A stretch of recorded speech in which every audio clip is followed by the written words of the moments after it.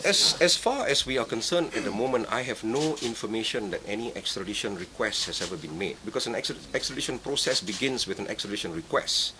That is a specific request made by the requesting country, we call it, in this case Malaysia. Malaysia will have to make a request to Australia, and Australia will have to process that request and then put him through an extradition hearing, which will take place in Australia. But so far, I have no information that any extradition requests have been started or commenced, and there is a very simple reason for that. That is because under the extradition treaty with Australia, there are two restrictions to extradition. Number one is there is the overall restriction to extradition. He cannot be extradited back in order to face the death penalty.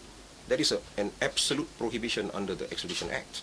There is another kind of extradition, shall I say, obstacle or limitation, in the sense that before even the requesting country can put in the requisition, the request, the country, in this case Australia, will have to consent to the request being made by Malaysia. Malaysian government, like PDRM, from seeing him. So PDRM has never been able to see him during his... Well, with respect to PDRM, we are not aware of any PDRM even requesting to meet him.